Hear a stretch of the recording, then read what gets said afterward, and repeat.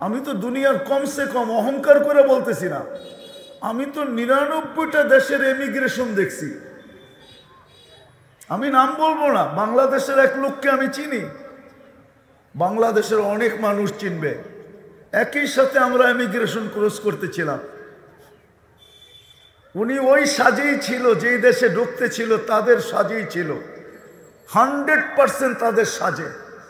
বুঝার কোনো উপায় ছিল না যে সে ওদের লোক না মুসলমান। আমি আগে ছিলাম, আমার পাসপোর্ট পাঞ্চ হয়েছে, পাসপোর্ট পাঞ্চ করছে আর আমার চেহারা দেখছে, তো যা পাসপোর্টে লেখা ছিল এইটাই তো পোশাক আমার, ফিজিক্যালি এটাই ছিল, পাসপোর্টে যা লেখা ছিল ফিজিক্যালি ওইটাই ছিল। আমাকে 1 মিনিটের মাথায় বলছে ইউ আর গো, তুই চল। কিন্তু উনি যখন পাসপোর্ট দিছে তো ওনারটাও পাঞ্চ করে দেখছে, পাসপোর্টে তো মুসলমান লেখা কিন্তু রূপরেখা তো আমাদের মতো, এটা আমাদের সাজে সাজলো কেন? হইল নি সন্দেহ? তো বলছে তুমি একটু অপেক্ষা করো। ওই অপেক্ষা 6 ঘন্টা গেছে, 6 ঘন্টা। 6 ঘন্টা পরে বাহিরে আমাকে বলতেছে আমার 5 ঘন্টা ঘুম কমপ্লিট হয়ে গেছে। তারপরে ফোন করে বলছে হুজুর আপনি কোথায়? আমি বললাম এতক্ষণ পরে, আমার তো 6 ঘন্টা লাগছে। সত্য এইটাই, ওরা অনলাইন দেখে। এই জন্য তোমাদের পায়ে হাত দিয়া বলি, আজকে আমরা নির্যাতনের কারণ শুধু আর শুধু আল্লাহ মুসলমান হিসাবে, উম্মতে মুহাম্মদী হিসাবে অস্তিত্ব দিয়েছেন বটে, কুদরতি হাত দিয়া উম্মতে মুহাম্মদী বানাইছেন। আমাদের ইচ্ছায় না, আল্লাহর ইচ্ছায়। ওইখানে ইচ্ছা চলছে আল্লাহর, ইলেকশনে না সিলেকশনে। নমিনেশন পাইতে দেরি, ফুল ছিটাইতে দেরি করে না, ইলেকশন তো বহুত দূরে। আর এইখানে মানুষের হাতে ইলেকশন, মানুষের হাতে সিলেকশন, জনগণের হাতে সিলেকশন। আমি বুঝানোর জন্য বলতেছি। আর আমরা তো উম্মতে মুহাম্মদী আল্লাহর কুদরতি হাতের সিলেকশন। নাইলে কোরআন কেন বলবে হুয়াজতাবাকুম? আল্লাহ তো নিজে বলতেছে জাহিদু ফিল্লাহি হাক্কা জিহাদি হুয়াজতাবাকুম ওমা জাআলা আলাইকুম ফিদ্দীনি মিন হারাজ। আল্লাহ তো কুদরতি হাত দিয়ে আমাদেরকে সিলেকশন করলেন, উম্মতে মুহাম্মদী হিসাবে পাঠাইলেন। শুধু সিলেকশন তো করেন নাই, সাথে সাথে একটা মুকুটও তো লাগায়া দিছেন। আপনি মুকুটও বলতে পারেন অথবা মনোগ্রামও বলতে পারেন, যে আপনার আমার উপরে মনোগ্রাম লাগানো আছে। মনোগ্রাম বললে কম হয়ে যাবে, মুকুট বললে, তাজ বললেই হবে ঠিক। আমাদের মাথায় একটা তাজও লাগানো আছে, কুনতুম খায়রা উম্মাহ। এটা কোনো কোরআনের আয়াত না, এটা তাজ। যেমন আমি কখনো কখনো বলি যে সাহাবায়ে কেরামকে আল্লাহ কোরআনে 1500 মেডেল দিছেন। 1500 আয়াত আছে সাহাবাদের শানে।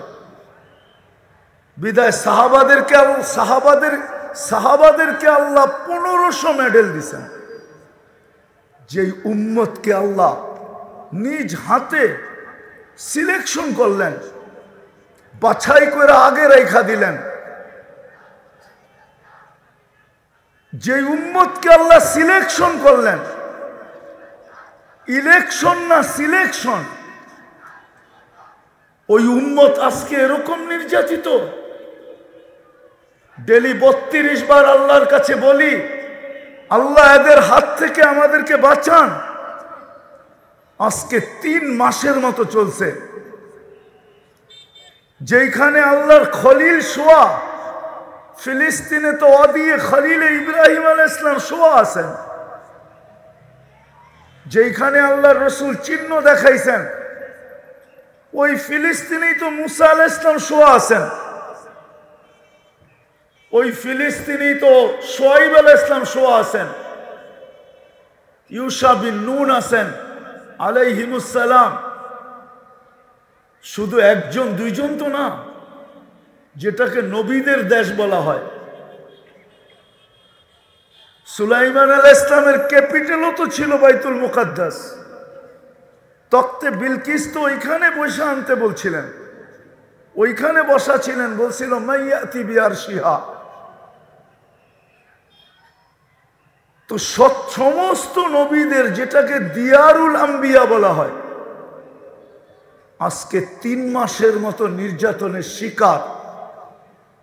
আমাদের চোখের পানি ঝরতেছে, চোখের পানি ঝরতেছে, উলামায়ে কেরামের চোখের পানি ঝরতেছে। প্রতিবাদে মুসলমান ফাইটা পড়তেছে। আমার তো মনে চায় আল্লাহকে মাঝে মাঝে জিজ্ঞাসা করি যে আল্লাহ, কোরআনে তো দেখি আপনার সৈনিকের অভাব নাই, কিন্তু আমাদের পরে তো কোনো উম্মত নাই। আপনি এগুলাকে বসায় বসায় পালতেছেন, পরে কাজে লাগাবেন তো লাগাবেন কোথায়? আমাদের নবীজির পরে তো কোনো নবী নাই, তো এগুলা কাজে লাগাবেন তো লাগাবেন কোথায়? আমি শেষ জায়গায় চলে আসছি, আর লম্বা করব না, শেষ জায়গায় চলে আসছি। তো যেটা বুঝাইতেছিলাম যে আপনি কাজে লাগাবেন তো লাগাবেন কোথায়? কিন্তু আল্লাহ যেন মনে হয় আমাকে জবাব দিতেছে, 32 বার আবেদন করলে কি হবে, আর এই প্রশ্ন উঠাইলে কি হবে? আমি যে আমার সৈনিককে কাজে লাগাবো, লাগাবো তো লাগাবো কার জন্য? ওর জন্য লাগাবো যে নেটে দেখা চুল কাটে? ওর জন্য লাগাবো যে নেটে দেখা সাজগোজ করে? ওর জন্য লাগাবো যাদের একটা বিষয় এরকম পাওয়া যায় না?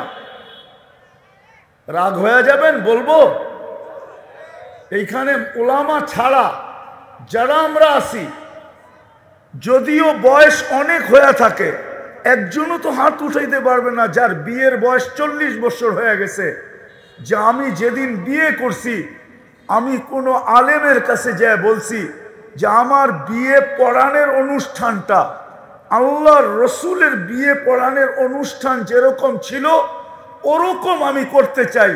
যদি আলেম জিজ্ঞাসা করে কেন, বলছে কিয়ামতের দিন দুনিয়াতে দেখি আর না দেখি, কিয়ামতের দিন যখন দেখা হবে তখন যেন আমি আল্লাহর রসুলের কাছে হাত পাতার সুযোগ পাই যে আমার বিয়ে পড়ানোর অনুষ্ঠানটা আপনার আদর্শ মতো ছিল।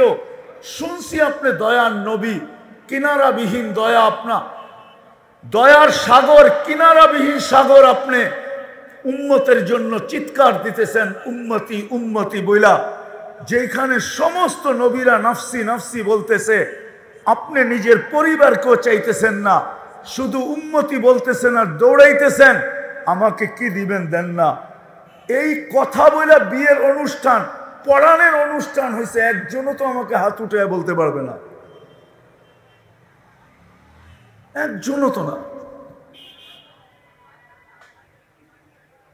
বলবেন বিয়ে তো আমি হুজুর দিয়েই পড়াইছি, পড়াইতে পারেন আপনি, নাইলে তো বুখারীর প্রথমে হাদিস আসতো না, ইন্নামাল আমালু বিন্নিয়াত।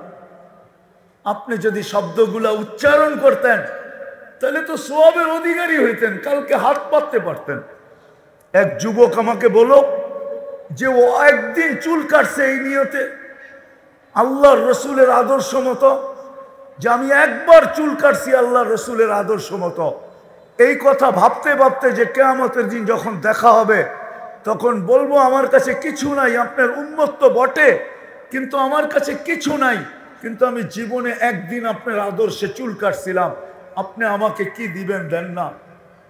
এক যুবক হাত উঠাক।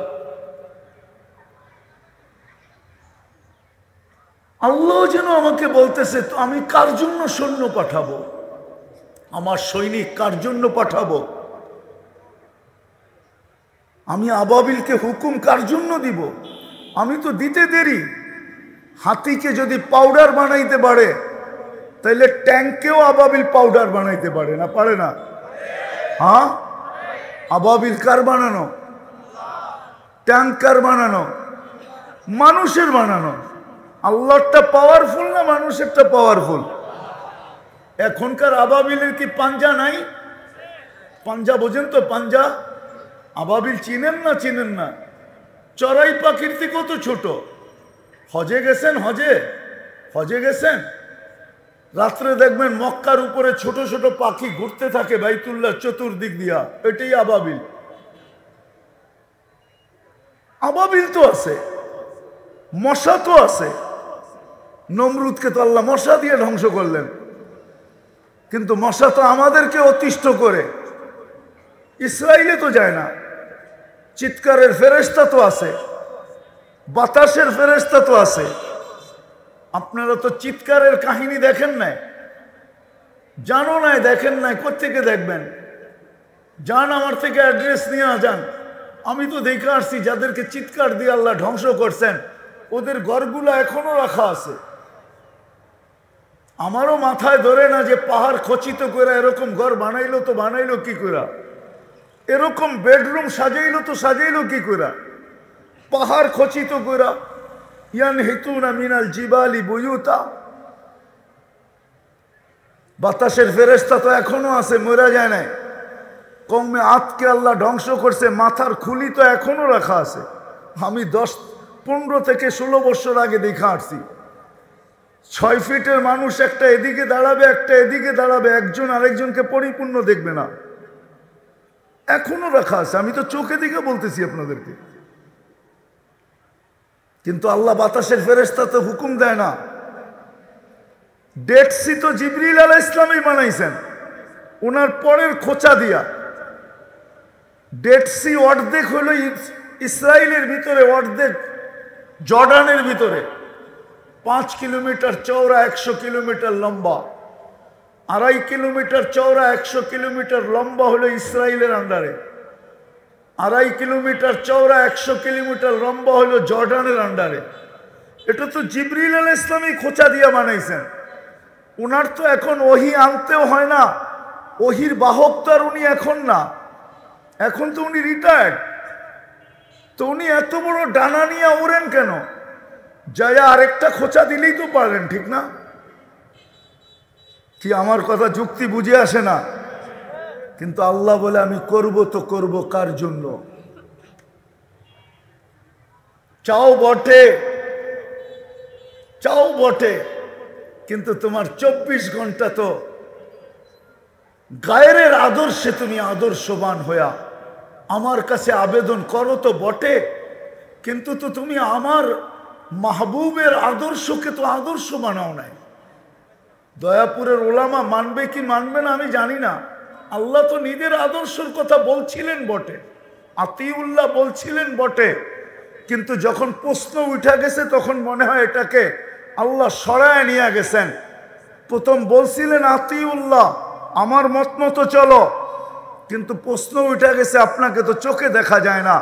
লা তারাকাল উয়ুন ওয়ালা তুখালিতুকা দুনুন, আপনাকে তো ধ্যান ধারণে আনা যায় না। ওয়ালা ইয়াসিফুকাল ওয়াসিফুন, আপনাকে তো বর্ণনা দিয়ে শেষ করা যায় না। আপনার মন মতো চলবো তো চলবো কি কইরা, আপনার কথা মতো চলবো তো চলবো কি কইরা? তখনই আল্লাহ বলছে আতিউর রাসূল, মান আতা আর রাসূল ফাকাদ আতা আল্লাহ। তাইলে আমার বন্ধুর আদর্শ মতো চলো, আমার বন্ধুর আদর্শ মতো চলো। আল্লাহ যেন আমাকে বলে আমি কার জন্য পাঠাবো, বলো আমাকে।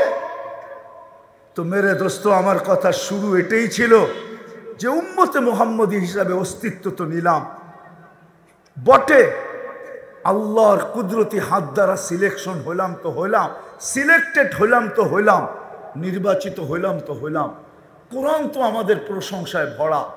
এমন কোন নবী আসে নাই যে এই উম্মতের প্রশংসা করেন নাই, এমন কোন কিতাব আসে নাই যে এই কিতাবের ভিতরেই আমাদের কথা লেখা না ছিল, এমন কোন উম্মত দুনিয়াতে আসে নাই যারা আমাদেরকে না চিনত। সমস্ত উম্মত এই উম্মত আমার উম্মতে মুহাম্মদীকে চিনত, নাহলে বদায় নেহায় কেন আসবে?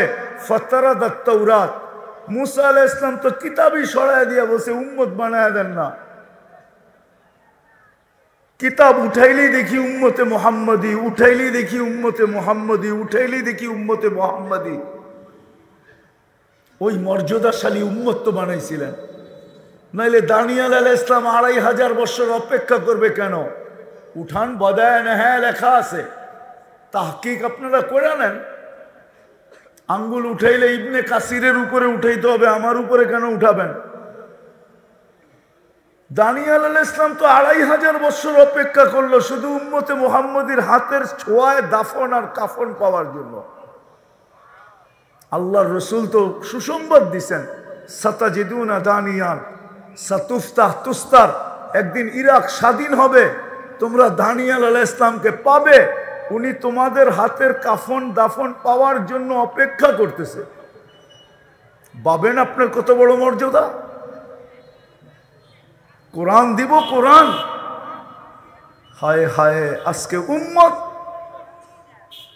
মুসলমানের ঘরে জন্ম নিছে বটে, কিন্তু ইসলামের রং মুসলমানের উপরে নাই। উম্মতে মুহাম্মদী বটে, কিন্তু উম্মতে মুহাম্মদীর ইসলাম মুহাম্মদ সাল্লাল্লাহু আলাইহি ওয়াসাল্লাম কালচার থেকে উম্মত বহু দূরে।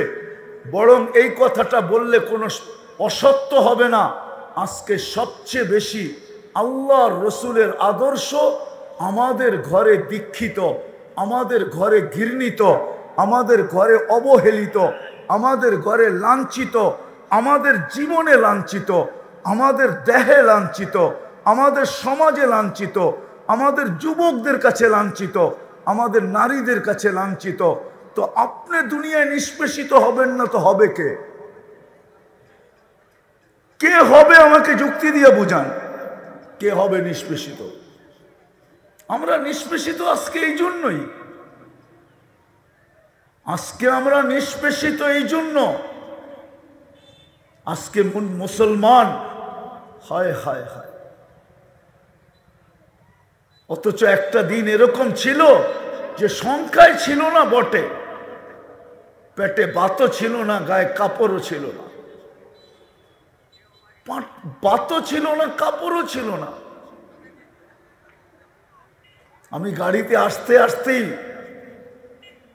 স্টাডি করতেছিলাম, তো ওমর রাদিয়াল্লাহু তাআলা আনহুর জমানায় যখন 4 মহাদেশ ওনার পায়ের নিচে, 4 মহাদেশ 33 লক্ষ বর্গ মাইল যখন ওনার পায়ের নিচে, তো আশারায়ে মুবাশশারার থেকে 5 জন একত্রিত হয়েছে যে এত 4টা মহাদেশ ওনার পায়ের নিচে, উনি কাপড় পরে কি দেখো, সারা দুনিয়ার উফুদ ওনার কাছে, প্রতিনিধিরা ওনার কাছে আসে, আর উনি শততালির কাপড় পরে বসে থাকে, আর ওনার দস্তরখানের রুটি উনি ব্যতীত আর কেউ চাবায় খাইতে পারে না, কেননা চাবাইলেই গলায় আটকায়া যায়। ওনার বেশভূষা দেখো, খাওয়া দাওয়া দেখো। চলো আমরা সবাই মিলে একটা মশওয়ারা করি, উনি যেন এটা একটু চেঞ্জ করে। কাহিনী বড় লম্বা। আলী রাদিয়াল্লাহু তাআলা আনহু ছিলেন, আলী রাদিয়াল্লাহু তাআলা আনহু বলতেছেন, যতই মশওয়ারা করো মানবে না। আমি তো বলে দিলাম মানবে না, তো বলছে আমরা মানানের লোক দিয়া মানাবো। তো বলছে কিভাবে? ওনার মেয়েকে পাঠাবো, যে হাফসা রাদিয়াল্লাহু, আম্মা জান হাফসা রাদিয়াল্লাহু তাআলা আনহাকে, আর আম্মা জান আয়েশা রাদিয়াল্লাহু তাআলা আনহাকে পাঠাবো, 2 জন ওনাকে রাজি করবে। আলী রাদিয়াল্লাহু তাআলা আনহু মুস্কি মুস্কি হাসতেছেন আর বলতেছেন, জাররিব, চেষ্টা করে দেখো মানে কিনা, চেষ্টা করে দেখো মানে কিনা। তো 2 জন যখন আসছেন, তো মুতাকাল্লিম কে হবে, কথা কে বলবে? তা আম্মা জানকে নির্ধারণ করা হয়েছে আয়েশা রাদিয়াল্লাহু তাআলা আনহা কথা বলবে। আয়েশা আম্মা জান বলছে, আমিরুল মুমিনিন, রাসূলুল্লাহ সাল্লাল্লাহু আলাইহি ওয়াসাল্লামের জামানায় তো ফতুহাত হয়ই নাই, বিপ্লব ঘটে নাই, সারা দুনিয়ায় ইসলাম ছড়ায় নাই, নেয়ামতও আসে নাই, বিদায় উনি যেইভাবে ছিলেন ওইভাবেই জীবন কাটায় চলে গেছেন। আমার আব্বাজানের জমানায়ও তো হয় নাই, বিদায় উনিও যেইভাবে ছিলেন ওইভাবে জীবন কাটায় চলে গেছেন। আপনার জমানায় তো 4 মহাদেশ পায়ের নিচে, ফুতুহাত আর ফুতুহাত, বিজয় আর বিজয়, মাল আর মাল, আর সারা দুনিয়া আপনার কাছে আসে, আমিরুল মুমিনিন, আপনি যদি একটু পোশাক আশাক চেঞ্জ করতেন, একটু আপনার খাওয়া দাওয়া চেঞ্জ করতেন, এই মোটা মোটা রুটি খান, একটু পাতলা রুটি যদি খাইতেন, আপনার বিছনাটা যদি একটু সুন্দর হইতো। তা আমিরুল মুমিনিন আয়েশা জিজ্ঞাসা করতেছে যে তোমাদেরকে কে পাঠাইছে আগে বলো। যদি অভয় দেন তাইলে বলতে পারি। তা আমিরুল মুমিনিন বলতেছে অভয় না, আমি যদি জানতে পারি যে কে পাঠাইছে তাইলে মারতে মারতে মারতে মারতে লহু লাহান করে দিব, রক্ত বাহির করে দিব। তারপরে গর্জন দিয়ে বলতেছিলেন নিজের মেয়েকে, লম্বা কাহিনী, যে তুমি বলো আল্লাহর রসুলের জীবন কিরকম ছিল। তারপরে উনি বলতেছেন, দেখো 3 জন লোক বন্ধু ছিল, প্রথম জন তার গন্তব্যে পৌঁছে গেছে, দ্বিতীয় জন তার গন্তব্যে তার নকশে কদমে চলে গন্তব্যে পৌঁছে গেছে, আমি তৃতীয় রয়ে গেছি। তোমরা কি আমাকে জায়গার থেকে সরাইয়া দিতে চাও যে আমি আমার ওই 2 বন্ধুর সাথে সম্মিলিত না হইতে পারি? হায় পূজার বিষয়। আজকে আমরা নির্যাতিত এই জন্য যে আমরা আল্লাহর রসুলের ইজ্জত রাখি নাই, আদর্শের ইজ্জত রাখি নাই। জাত তো জাত, আল্লাহর রসুলের আদর্শের ইজ্জত রাখি নাই। বাংলাদেশের মানুষ আশেকে রসুল বলে তো বটে, নবীর এশকের কথা বলে বটে, কিন্তু নবীর আদর্শ ইজ্জত আমরা রাখি নাই। যার কারণে আজকে আমরা ইসলামের ইজ্জত রাখি নাই, যার কারণে আমরা নির্যাতিত। নাইলে এই হাদিস সত্য হতো তো হইতো কি করে? আমি তো বড় দূর থেকে টাইনা চিত্র আপনাদের সামনে তুলে ধরতে চাইলাম যে ডেলি 32 বার আশ্রয় চাই, অথচ উনি বলে আমি গফুরুর রহিম। অথচ উনি বলে তোমরা চাইতে দেরি, আমি দিতে দেরি করব না। ডেলি 32 বার তো চাই, আবেদন তো করি, কখনো একা করি, কখনো ইমামের মাধ্যমে করি, কখনো এইখানে বৈশা করি, কখনো বাইতুল্লাহ স্বয়ং ওনার ঘরে যায়া করি, কখনো মদিনা মুনাব্বরায় যায়া করি। সব জায়গায় তো মুসলমান আবেদন করতেছে বাঁচান, কিন্তু আর তারপরও নির্যাতিত কেন? আল্লাহ আমাকে এটাই বোঝায় যে আমি বাঁচাবো তো বাঁচাবো কি করে? তোমরা আমার ইজ্জত রাখলা তো রাখলা কতটুকু? তোমরা তো ইসলামের ইজ্জত রাখো নাই। সত্য এইটাই। এই জন্য আমাদের কাছে তো ইসলামের মহত্ব নাই, গুরুত্ব নাই। আজকে মুসলমানের কাছে ইসলাম দীক্ষিত। যদি দীক্ষিত না হইতো তাহলে মুসলমান সমাজ বিজাতির রঙে রঙে কি করে? তারপরও আপনি সাহায্য চান, আল্লাহ বলে আমি সাহায্য করব তো করব কি করে? একজনও তো আমার নবীর সাজে সাজানো না। আমার নবীর ইজ্জত তো, আমার বন্ধুর ইজ্জত তো রাখে নাই। আমারটা নিলে বাদে দিলাম, আমার বন্ধুর ইজ্জত রাখতো। কিন্তু আমরা তো মুহাম্মদুর রাসূলুল্লাহ সাল্লাল্লাহু আলাইহি ওয়াসাল্লামের ইজ্জত রাখি নাই। যদিও উনি এখনো চোখের পানি ঝরান, ওই হাদিসগুলা দেখলে আমার ভিতরে কাঁদতে থাকি। যে হাদিসগুলা মা বিকুম ইদা তাগা নিসাউকুম ওয়া ফাসাকা ফিতিয়ানুকুম, ফিতনার জামানায় মুসলমানদের যে চিত্র বিভিন্ন ফিতনার হাদিসের কিতাবে পাওয়া যায়, ওইগুলা পড়লে তো ভিতরে কান্না আসে যে আল্লাহর রসুল মনে হয় এখন চিৎকার দিতেছেন রওজায়ে আতহারে। কেননা হায়াতুন নবী, যে মা বি উম্মতি, আমার উম্মতের কি হইল, এরা এরকম কেন হয়ে গেল, এরা ভুলে গেল আমি এদের জন্য চোখের পানি কোনোদিন বন্ধ করি নাই। তাহকিক আপনারা করে নিয়েন। জিবরিল আর মিকাইল জিজ্ঞাসা করছে মা জালা আরাকা তাবকি, যখনই আপনাকে দেখি কাঁদেন কেন? বসে উম্মতের জন্য চোখের পানি থামে না। মৃত্যু লগ্নে চলে যাবেন এখন আল্লাহর সান্নিধ্যে, তখনও চোখ বয়া পানি পড়তেছিল। জিবরিল আলাইহিস সালাম জিজ্ঞাসা করছে আতাবকি ওয়ান্তা ইলা রফিকিল আলা, এখনো কাঁদেন? আপনি আল্লাহর সান্নিধ্যে চলে যাবেন এখনই। আল্লাহু ইয়ান্তাযিরুক, আল্লাহ আপনার অপেক্ষায় অপেক্ষমান। উর্দু জগতে খুশি চলতেছে, হাবিব ইয়াসিলুল হাবিব, বন্ধু আজকে বন্ধুর কাছে চিরদিনের জন্য চলে আসবে, আপনি কাঁদেন কেন? তো বলছে ফামাল লিবাদিলি উম্মতি, আমার পরে আমার উম্মতকে কে দেখা রাখবে? ওই রসুলের আদর্শ। আমরা নির্যাতিত হব না তো হব কে বলেন?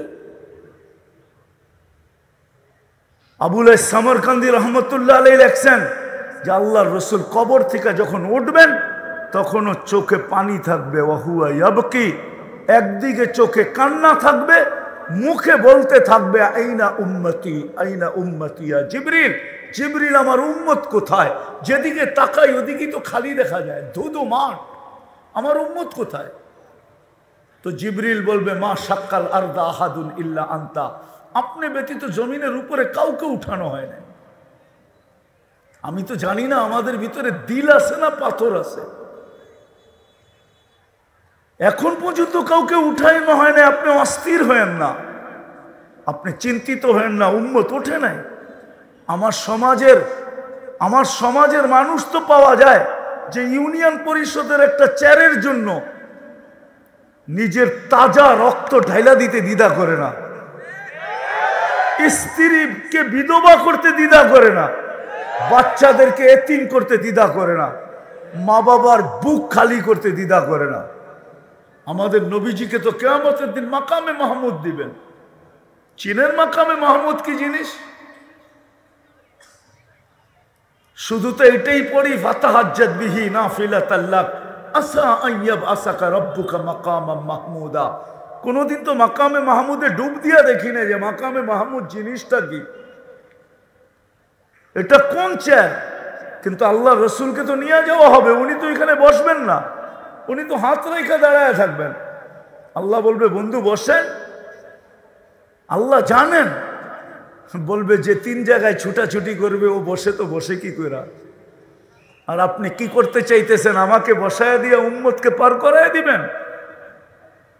আমি বসবো না, কি করবেন? 3 জায়গায় ছুটবো, হাউজে কাউসারে যাব, ওয়াদা দিয়ে আসছি উম্মতকে, মাউইদুকুমুল হাউজ, তোমাদের সাথে হাউজে সাক্ষাৎ হবে, আমি নিজের হাতে উম্মতকে পানি পান করাবো হাউজে কাউসার, যেটা পান করার পরে আর কোনোদিন পিপাসা আসবে না। আল্লাহ রসুল পান করায় দিবে আর বলবে ইশরাব লা তাজমান বাদাহা আবাদা, পান কর, কোনোদিন আর পিপাসা তোর কাছে আসবে না। আমি ওইখানে পানি পান করাবো, তারপরে মিজানের কাছে ছুটবো। পাল্লা যদি সামনে না ঝোঁকে তো আপনার প্রতিশ্রুতিগুলো কাজে লাগাবো। আপনি আমাকে বলছেন সাল তো তা সাফি তু সাফা, আপনি আমাকে বলছেন লা ইউখজিকা ফি উম্মতিক, আপনি কোরআনে বলছেন সাউফা ইউতিকা রাব্বুকা ফাতারদা। সবগুলোকে আমি মিজানের ওইখানে আমি প্রয়োগ করব, পাল্লা সামনে না ঝুঁকলে হাত উঠায় দিব, আমি ওইখানে ছুটবো। তারপর আমি পুলসিরাতে যাব। যদি উম্মত পার না হইতে পারে তো দুরুদের গাঠি মাথায় দিয়া পার করায় দিব। আমি 3 জায়গায় ছুটবো আর চিৎকার দিতে থাকবো উম্মতি উম্মতি উম্মতি। আজকে আমাদের নির্যাতিত হওয়ার কারণ শুধু আর শুধু বিজাতির এশক, বিজাতির আদর্শের এশক বা বিজাতির আদর্শের সাজা, এটাই আমাদের নির্যাতিত হওয়ার সবচেয়ে বড় কারণ। নাইলে রব্বে কাবার কসম, একদিন ছিল একজন হাত উঠাইতে দেরি, আকাশ থেকে ফেরেশতা নামতে দেরি করে নাই। আমি আপনাদেরকে একটা না 100টা দেখাইতে পারবো, ইতিহাসের পাতায় লেখা আছে। একজন শুধু, ইবনে ওমর বলতেছে যে আমি দেখলাম সে আকাশের দিকে তাকায় জানি কি বলতেছে, তো ভালো মতে কান পাইতা শুনলাম সে বলতেছে ইয়া রব্বা মুহাম্মদ উনসুর উম্মতা মুহাম্মদ, ও রব্বে মুহাম্মদ, উম্মতে মুহাম্মদের সাহায্যের সময় কি এখনো আসে নাই? বলে এতটুক আওয়াজ বলতে দেরি। আমি উপরের দিকে তাকায় ভাবতেছিলাম দেখি ঘটে তো ঘটে কি, দেখলাম আকাশটা ফাইটা গেল, এক অশ্বারোহী পতাকা নিয়ে বাহির হইল, তার পিছনে সিরিয়ালে অশ্বারোহী বাহির হইতে শুরু করলো, আর সেকেন্ড না মিনিটের ভিতরে প্রথম ব্যক্তি আমার মাথার উপরে এসে একটা চিৎকার দিল, আবশিরিয়া উম্মতা মুহাম্মদ যা আর নুসরা রব্বা মুহাম্মদ, উম্মতে মুহাম্মদ তোমাদের সাহায্য চলে আসছে। আরে হায়াতুস সাহাবা উঠান না, পড়েন না, তারিখে সাহাবা পড়েন না, লেখা আছে। বলেন যে আমরা মাত্র 8,000 ছিলাম, রুমিরা 1,00,000 ছিল। কয়েক মিনিটের ভিতরে রুমিরা ভাগতে শুরু করলো, যে ভাগতে পারলো ভাগলো জান নিয়া, আর বাকি আমরা জাহান্নামে পৌঁছায় দিলাম। গনিমতের মাল জমা করে পাহাড় বানায় দিলাম, শুধু একজনের চিৎকারে। আজকে তো বাংলাদেশে হবে সাইনবোর্ড, আমি 15 বছর আগে দেখে আসছি। আপনি নাউজুবিল্লাহ পড়লে কোনো লাভ হবে না। হ্যাঁ, লাভ হবে যদি দুটা করতে পারি, তাইলে লাভ হবে, হইতে পারে লাভ হবে, নাইলে শুধু মুখে নাউজুবিল্লাহ পড়লে লাভ হবে না। রাগ হয়ে যাবেন বলবো? হ্যাঁ, এই দয়াপুরেও তো প্রতিবাদ করা হয়েছে না, হয় নাই? ফিলিস্তিনে ইসরায়েলের বিরুদ্ধে প্রতিবাদ হয় নাই? হ্যাঁ, কিন্তু যেদিন থেকে যুদ্ধ আজ পর্যন্ত একজন আমাকে হাত উঠায় বলুক যে প্রতিবাদের পরে কন্টিনিউ আজ পর্যন্ত ডেলি রাত্রে 2 রাকাত সালাতুল হাজাত পড়া আল্লাহকে এই কথা বলছে যে মালিক প্রতিবাদ তো করলাম 7 সমুদ্র 13 নদীর এই পার থেকে, কিন্তু এখন আসলাম আপনার কাছে অভিযোগ করার জন্য। এরকম ডেলি 2 রাকাত সালাতুল হাজাত পড়ছে কয়জন আছে আমাকে হাত উঠায় বলতে পারবে? মনে হয় রাগ হয়ে গেলেন, ঠিক না? না না, রাগ হয়ে গেলেন কেন? আমার ওয়াজই তো ঠান্ডা, আমি তো গরম করতে শিখি নাই। কয়জন হাত উঠাইতে পারবেন বলেন? কিন্তু উচিত তো ছিল যেদিন প্রতিবাদ করছি প্রথম দিন, ওই দিন প্রতিবাদের ভিতরে বক্তৃতার ভিতরে এটাও বলা দরকার ছিল, ভাই প্রতিবাদ করলাম তো ঠিক আছে, কিন্তু রাত্রে কিন্তু অভিযোগ জানাবো আল্লাহকে। এটা তো উচিত ছিল, কোরআনের শিক্ষা ছিল, ওয়াস্তাইনু বিসসাবরি ওয়াসসালাত। আরেকটা বললেও তো কেউ হাত উঠাইতে পারবে না, এটাও তো আল্লাহর রাসূলের শিক্ষা ছিল। আর সাদকাতু তারুদ্দুল বালা, প্রতিবাদের সাথে সাথে তো এই 2টা স্লোগান দেওয়া, এই 2টা কথা বলা দরকার ছিল আমাদের জাতিকে, যে আজকের থেকে ফিলিস্তিনের জন্য 2 টাকা সদকা করি। আল্লাহ রসুল বলছে সদকার ভিতরে পাওয়ার আছে। এইখানের কুমিল্লার যুবকরা আমার কথা একমত হবে, ওদের একটা কোডওয়ার্ড আছে, মারমু এইখানে পড়বি যায় আরেকখানে। ও জিজ্ঞাসা করেন, আমি পুরাটা বললাম না, ওদেরটারে একটু ঘুরায় গাড়ায় বললাম আর কি। কয় মারমু এইখানে পড়বি যায়া কি? হ্যাঁ, আরে না, আমি ওদেরটা বললাম ঘুরায় গাড়ায়। আমরা যদি এইখানে সৎকা দিতাম, হইতে পারতো সৎকা দিতাম এইখানে, এটার প্রভাব যায় পড়তো ইসরায়েলে। আমরা তো দেই নাই। রাগ হয়ে গেলেন? এই জন্য মেরে দোস্ত শেষ জায়গায় চলে আসছি। আসেন, আজকে মুসলমান নির্যাতিত, इस घर को आग लगी है इस घर के चिराग से, मुझे अपनों ने लूटा गैरों में कहाँ दम था, मेरी किश्ती वहाँ डूबी जहाँ पानी कम था। আপনি বলবেন হুজুররা তো আছে, এত বড় এত হুজুর দয়াপুরে, এরাই তো যথেষ্ট। না না, এটা উম্মত, হুজুর না। যদি এটাই সত্য হইতো, হুজুর যদি সত্য হইতো, তাহলে আম্মা জানের জিজ্ঞাসা করার কোনো প্রয়োজন ছিল না। আনুহলিকু ওয়াফিনা সালেহুন, আল্লাহর রাসূল আমরা ধ্বংস হইতে পারি যখন নেককার লোক আমাদের ভিতরে থাকবে। তো আল্লাহ রাসূল বলছে ইদা কাসুরাল খাবাস, খারাপ লোকের সংখ্যা যখন বেড়ে যাবে, তখন নেককার লোকদেরকে হাতের ভিতরে হাতকড়ি পড়তে হবে, পায়ে বেড়ি পড়তে হবে, গলায় ছিকল পড়তে হবে, জেল জরিমানা কাটাইতে হবে নেককার লোকদেরকে। এটা উম্মত উম্মত উম্মত উম্মত যদি না হইতো তাহলে আমি বলতাম না। আজকে আমরা নির্যাতিত শুধু মুহাম্মদুর রাসূলুল্লাহ সাল্লাল্লাহু আলাইহি ওয়াসাল্লামের আদর্শে আদর্শবান না হওয়ার কারণে। আমি তো বলি যদি শুধু একটা আদর্শবান হইতো উম্মত, একটা আদর্শ, যদি উম্মত 5 ওয়াক্ত নামাজও পড়তো, আর কিছু করুক আর না করুক, 5 ওয়াক্ত নামাজও যদি 100% পড়তো, তাইলেও মনে হয় এক নামাজের দ্বারাই যথেষ্ট হয়ে যেত। উম্মতের উপরে কেউ আঙ্গুল উঠানোর ক্ষমতা হইতো না। একদিকে আঙ্গুল উঠাইতে দেরি, আল্লাহ নাইমা আসতে দেরি করতেন না। বদরে তো আল্লাহ এটাই বলছিলেন, ওমা রমাইতা ঈদ রমাইতা ওয়ালাকিন্নাল্লাহ রমা। বন্ধু, আপনি খেলেন নাই, আমরা খেলছি। তো আল্লাহকে যদি প্রশ্ন করি, তাহলে এত দূরে মদিনার থেকে নিয়ে আসলেন কেন বদরে? বদর কিন্তু মদিনার থেকে অনেক দূরে, কেন নিয়ে আসলেন? তা আল্লাহ যেন আমাকে বুঝাইতে চায়, বেকুব বন্ধু, এখানে না আসলে তো খেলাও হইতো না। খেলা জমানের জন্য বন্ধুকে নিয়ে আসছি, যাতে খেলা জমুক।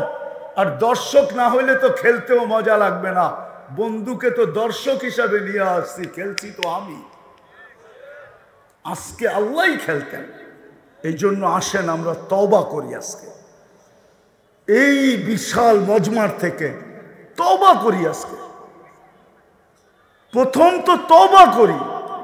করবেন তওবা? কে কে করবেন দেখি? তাহলে আল্লাহকে বলেন না হাত উঠায়, আল্লাহ অতীত থেকে তওবা করলাম। নামান হাত। দ্বিতীয় আমাদের কাজ হলো উম্মতকে বুঝান। এটা শুধু টাকা পয়সা অনেকে অনেক রকম বলে। মেরে দোস্ত, চিৎকার দেওয়া সহজ, বাস্তব অন্য জিনিস। আমি চিৎকারের বিরোধিতা করতেছি না, চিৎকার অন্য জিনিস, বাস্তব অন্য জিনিস। বাস্তব অন্য জিনিস। আমি বিরুদ্ধে বলতেছি না, আমি পক্ষে, ফিলিস্তিনের পক্ষে। কিন্তু আপনি আমার মতো ফিলিস্তিনের গলিতে কাঁদেন নাই, আপনি আমার মতো কাঁদেন নাই, আপনি আমার মতো কাঁদেন নাই। শুধু শুধু আল্লাহর রসুল বলেন নাই, কিয়ামতের সবচেয়ে বড় আলামত ওয়াইলুল লিআরাব মিন শাররি কাদ ইকতারাব। উঠান কিতাব। আমরা তো দুনিয়া ঘুরে দেখি, বিধায় আমার ভিতরে ফিলিংস ভিন্ন, আপনার ভিতরে ভিন্ন। আমি আপনার বিরুদ্ধে না, আমার স্টাইল ভিন্ন, আপনার স্টাইল ভিন্ন। বিদায় আসেন দ্বিতীয় যেটা, আমরা একজন আরেকজনকে বুঝাই যে আমরা এটার থেকে অতদিন বাহির হইতে পারবো না যতদিন পর্যন্ত আমরা ইউটার্ন না নিব। ইউটার্ন কোরআন এটাই বোঝায়, যাহারাল ফাসাদ ফিল বাররি ওয়াল বাহর বিমা কাসাবাত আইদিন নাস লিউযিকাহুম বাদাল্লাযী আমিলু লাআল্লাহুম ইয়ারজিউন। আজকে রাস্তা একটাই খোলা, ইউটার্ন নেওয়া, আল্লাহর রসুলের আদর্শকে দিকে ফিরে আসা। একজন আরেকজনকে বুঝান যে যতদিন পর্যন্ত না ফিরব, ব্যাপার কঠিন থেকে কঠিন হইতে থাকবে। দ্বিতীয়, আল্লাহ এটাই চান, নাহলে হাদিসে কুদসিতে কেন বলবে ইনতাবু ফাআনা হাবিবুহুম? তওবা করতে দেরি, ইউটার্ন নিতে দেরি, আমাকে বন্ধু হিসাবে পাইতে দেরি হবে না। বিদায় শেষ কথা, আসেন তওবা তো করলাম, আমরা মিশন মানাই এটাকে, যে আমরা যাকেই দেখবো আল্লাহ রসুলের আদর্শের খেলাফ চলে, কর্কশ বাসায় না, ওরে পায়ে দইরা বুঝান, পায়ে দইরা।